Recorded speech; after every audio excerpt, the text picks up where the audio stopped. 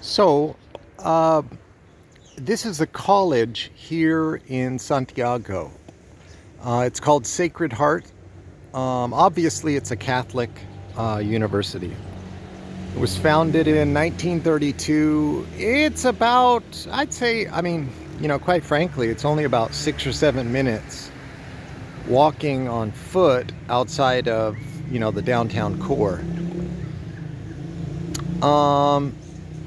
Something I noticed is there are some of these trees here in Santiago that they're definitely not palm trees. And I don't know anything about horticulture or anything like that. But I know they could not have been brought over the way Catholicism and so many other things, including some advances in agriculture, etc., and some different plants and animals that were brought over here to the New World. And I know this tree, I've seen them all over Santiago. I don't know what kind they are, but I know it couldn't have been brought over here because this tree's at least 500 years old, right?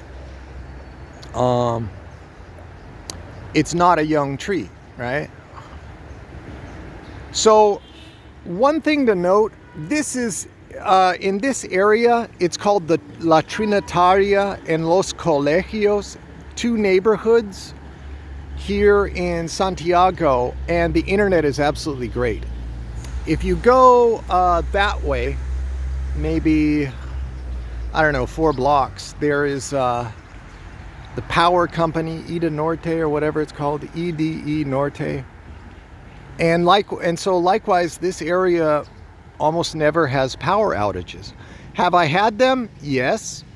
I would say they happen maybe twice a month for about 10 minutes. And that's it. It's very rare and it's extremely short-lived. Okay, now this is not the ghetto of Santiago. There are some ghettos, but they're nothing like the ghettos of Santo Domingo, right? It's just an entirely different deal.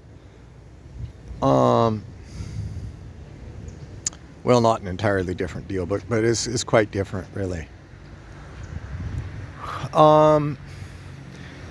For those of you that are familiar with Brazil, it reminds me very much of the same phenomenon in Brazil as you go down south of Rio de Janeiro towards Sao Paulo and Curitiba, and then you get down into Florianopolis, the south of Brazil.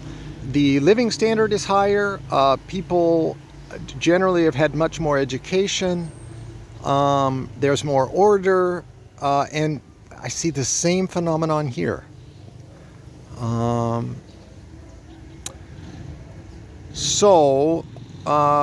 Now the north coast of the Dominican Republic, there's so many foreigners there, and there are just more and more foreigners there. It's not, as far as I can tell, the real estate market is pretty hot. I mean, there's a lot of people buying properties in Puerto Plata, Sosua, and in Punta Cana as well, but especially the north coast. And the north coast,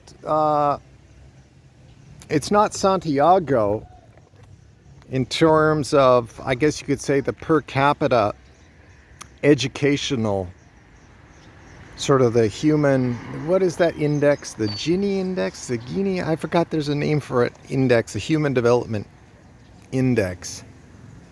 It may not be completely what it is in Santiago and many parts of Santiago, but if you've been to Puerto Plata and Sosua and Cabrera, there are some nice areas there. There really are. If you have the money to buy, if you have the money to spend, right? So at any rate, this part, there's great internet in this part of Santiago. Can you work online here? Oh, heck yeah. Oh, heck yeah. Now, there are some Airbnbs. I stayed at a number of different Airbnbs and some hotels in Santo Domingo, and it would not have been possible to work online there because the internet was not sufficient. Internet wasn't sufficient, and on top of that, the power would go out as a separate problem, right? So it was sometimes for 6 hours, and it would happen like 4 or 5 times a week. Sometimes it'd be for 30 minutes instead of usually about an hour, right? During the daytime too, right? I'm thinking from the perspective of work, right? If you're working online, you cannot afford to have the internet going out for any length of time. 3 hours, no, it won't work. Because your bosses will fire you, right?